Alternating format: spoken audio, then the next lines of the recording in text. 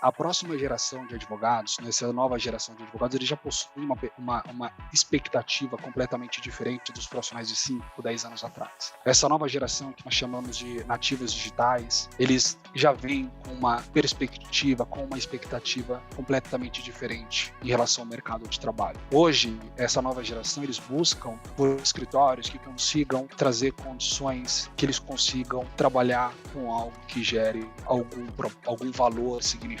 Geralmente, né, e até pouco tempo atrás, quem fazia as atividades de baixo valor agregado eram os advogados mais jovens, né, estagiários ou trainees. Essa realidade não está mudando, né? O advogado júnior ou o jovem advogado, estagiário, ele não quer mais fazer atividades de Ctrl+C, Ctrl+V. Então a tecnologia, ela tem ela traz essa nova expectativa. E ela, por óbvio, né, ela acaba sendo mais evidente para essa nova geração que está chegando no mercado. Sim.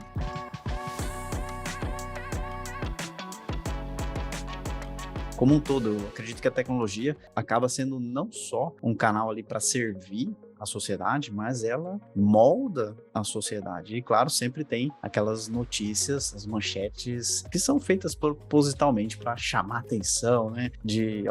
Blockchain vai ser o fim dos cartórios, né?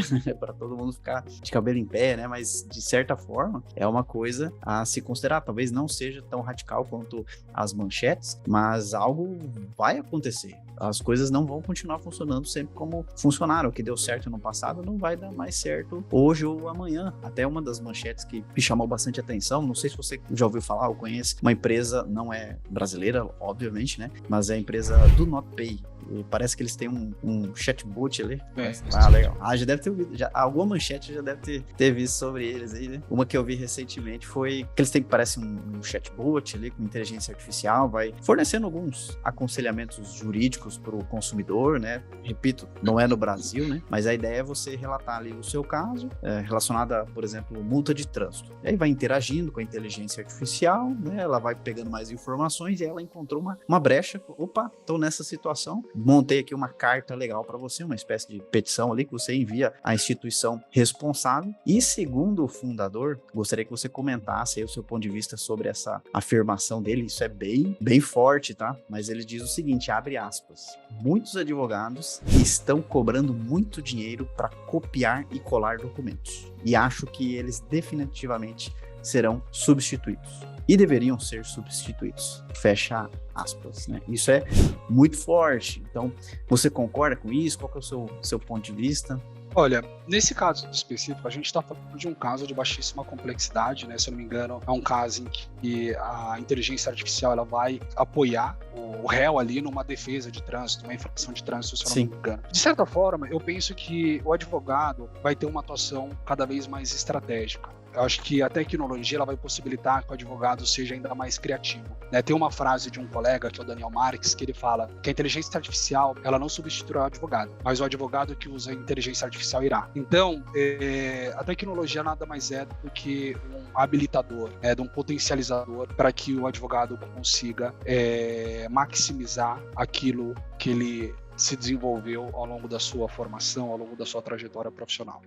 A tecnologia não é novidade para ninguém, que ela já vem substituindo essas atividades mais mecânicas, né? O Ctrl+C, Ctrl+V, né? Ele já não existe mais, a começar pelas pesquisas de jurisprudência, né? A própria jurimetria, ela já traz uma nova perspectiva. Então, hoje você tem muito mais informação, você tem muito mais subsídio para você tomar uma decisão. Então, de fato, na minha perspectiva, não faz sentido o advogado ficar despendendo o seu tempo, que é um tempo valioso, em atividades de baixo valor agregado. Então, de fato, a tecnologia é um grande habilitador, né? E ela vai transformar a maneira como o direito é praticado. E tem um outro ponto que ele é super importante, que a próxima geração de advogados, né, essa nova geração de advogados, eles já possuem uma expectativa completamente diferente dos profissionais de 5, 10 anos atrás. Essa nova geração, que nós chamamos de nativos digitais, eles já vêm com uma perspectiva, com uma expectativa completamente diferente em relação ao mercado de trabalho. Hoje, essa nova geração, eles buscam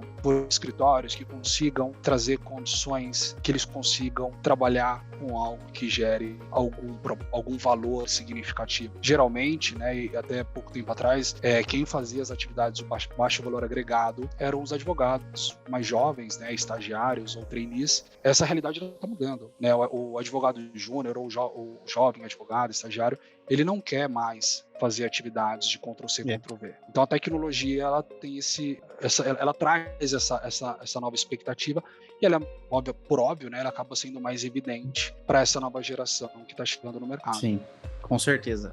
E se me permite, já tem um ponto aqui que eu acho que vale destacar também. Hoje, né, os tomadores de decisões por parte dos clientes, né, o cara que compra o serviço jurídico hoje dentro de seja lá qual for a advocacia, né, do seu tamanho, o que a gente percebe é que a faixa etária, ela está entre 40 e 45 anos. Né? Você pode ver o próprio Rodrigo, que é o presidente da Oracle, ele tem 38 anos, né, super jovem. Né?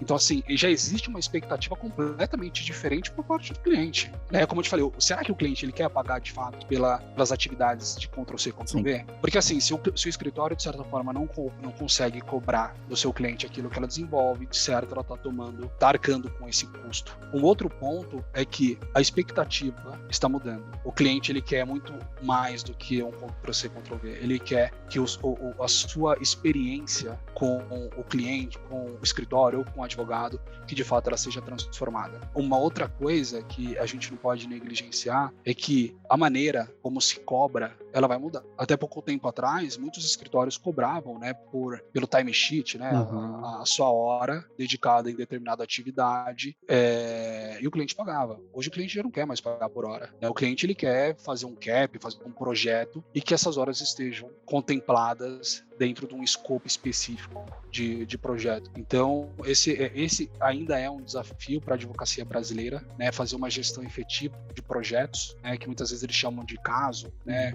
Eu prefiro chamar de projeto, que assim como os escritórios dos Estados Unidos, Reino Unido chamam, né? E me parece fazer mais sentido, porque de fato a maneira como eles vêm conduzindo as atividades, atendendo as demandas dos clientes, é exatamente como um projeto, onde tem escopo, início, meio e fim. Esse conteúdo foi legal para você? Então seja legal com o conteúdo. Dê um joinha, marque como gostei, faz um comentário, envia para um colega. Assim você ajuda que esse conteúdo chegue a mais pessoas e aí nós conseguimos criar cada vez mais e melhores conteúdos para você. Eu conto com a sua ajuda, combinado? Um grande abraço e até a próxima!